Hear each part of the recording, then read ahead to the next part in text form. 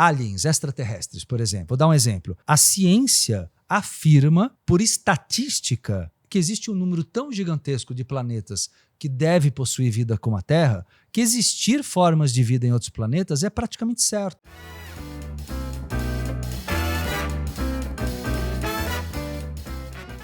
Força do pensamento, você acha que... Eu acho que é uma coisa muito, muito presente, né? Muito...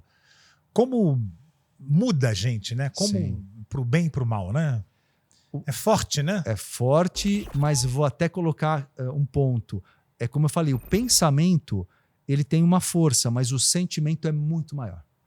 Você sabe que tem fizeram também uma observação científica de que o eletromagnetismo do coração é 5.000 vezes maior do que o do cérebro. Então isso mostra como que a energia que a gente irradia aqui do peito... É muito mais sentimento do que racional, né? Muito mais sentimento. Então a força do teu pensamento... O que o pensamento é interessante? O pensamento te dá o poder de escolher e direcionar a tua atenção. Então o pensamento, ele te dá... Você traça o caminho, mas... É o sentimento que determina, por exemplo, Niso, se você vai ter sorte ou azar, se você vai atrair pessoas legais ou não na tua vida. Essas coisas que você não tem controle. O que você não tem controle, você não tem controle direto, mas você tem como ter um domínio maior quando você domina suas emoções, porque elas são o imã, ou seja, o magnetismo teu, a partir do sentimento, determina o tipo de situação que acontece, que eu poderia chamar no campo espiritual de situação kármica. Não no sentido pejorativo, tá? Karma como... Tudo é karma, tanto positivo quanto negativo. Tudo que acontece. São tendências de acontecimentos. Quando a gente fala em karma, sempre vem uma imagem negativa, né? Não, mas não é. Então o karma que eu falo, eu até coloco o karma como sinônimo de lei da atração. Sei. Porque, na verdade, as pessoas, quando falam do karma como negativo, estão trazendo uma conotação muito oriental, e até o próprio espiritismo, ele levou muito para esse lado, do negativo. E não é.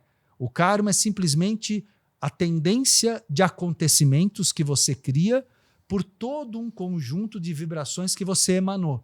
Você emitiu por anos, a vida toda. Então você cria uma tendência. Por exemplo, se você tem facilidade para ganhar dinheiro, você tem um karma positivo para o dinheiro. Essa ressignificação é importante. Você pode ter karmas positivos ou karmas negativos, que estão basicamente ligados às coisas que você tem facilidade ou dificuldade. As coisas que fluem bem para você ou fluem mal para você. Então, karma, essa ideia, essa conotação do karma, eu não concordo muito com essa visão espírita de colocar, às vezes, o karma como uma obrigação de ter que pagar alguma coisa, como uma obrigação de ter que sofrer alguma coisa. Eu vejo o karma como uma coisa que você muda a cada segundo da tua existência. Nesse exato instante, você está construindo karmas positivos, entende? Então, eu vejo um pouquinho diferente. Eu acho que é bem a visão do karma como algo negativo, que geraria a necessidade de um sofrimento na vida.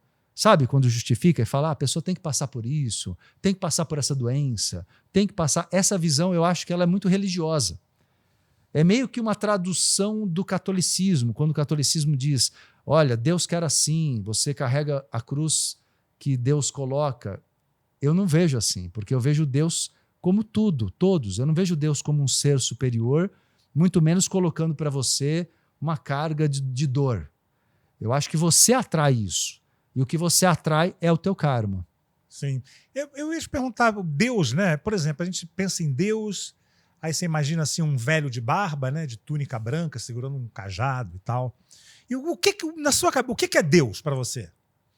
Deus, para mim, é a vida na sua totalidade. Então, por exemplo, eu gosto muito de reproduzir um conceito, uma frase do hinduísmo, que diz assim, não é que exista um Deus superior, é que não há nada fora de Deus.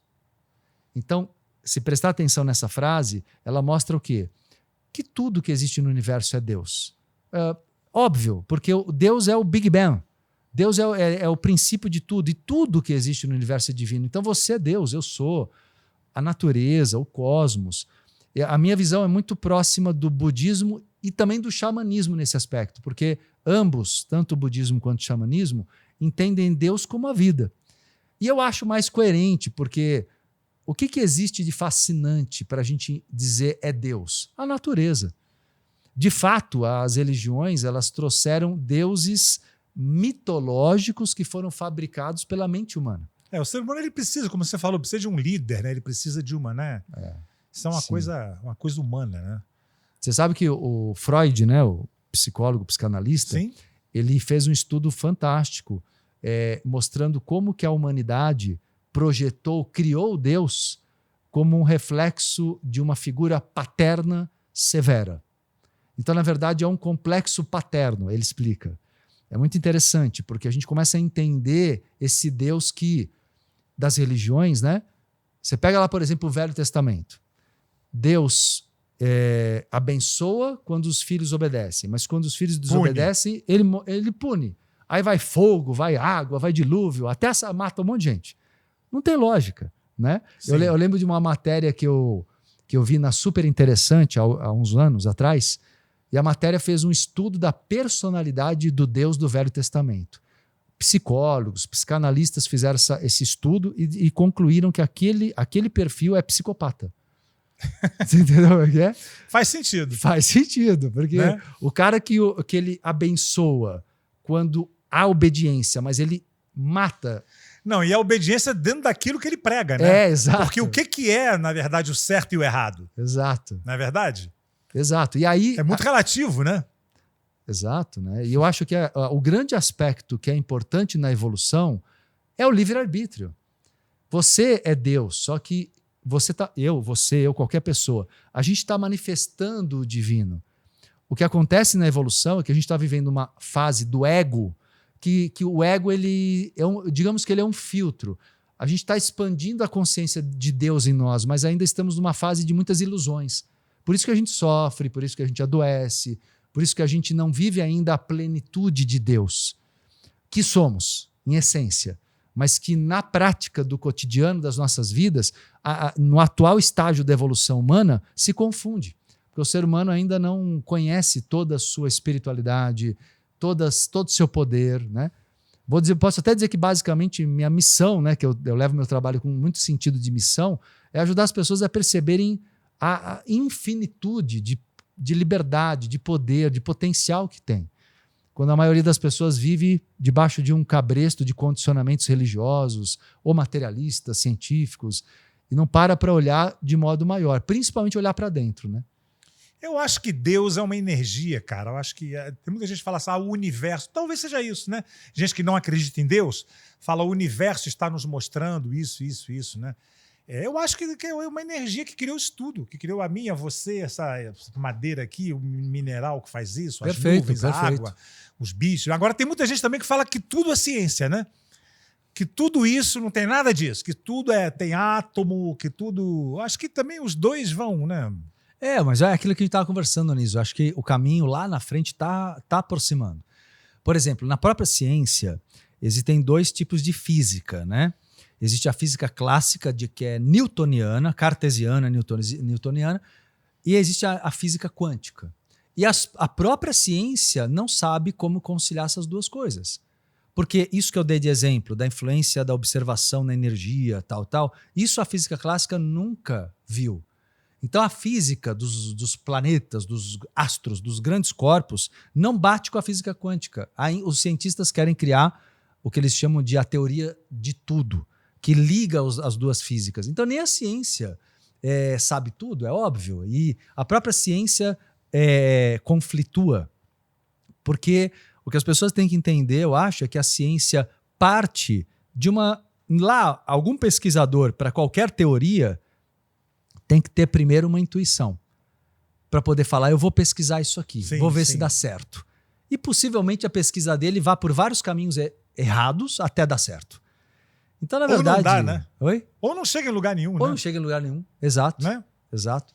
Então, assim, querer colocar tudo de modo cético, hoje em dia fica até frágil esse tipo de argumento. É igual falar, por exemplo, sobre aliens, extraterrestres, por exemplo. Vou dar um exemplo. A ciência afirma, por estatística, que existe um número tão gigantesco de planetas que deve possuir vida como a Terra, que existir formas de vida em outros planetas é praticamente certo. Eu acredito. Você acredita? Sim, Não é com possível certeza. que seja só isso aqui. Não.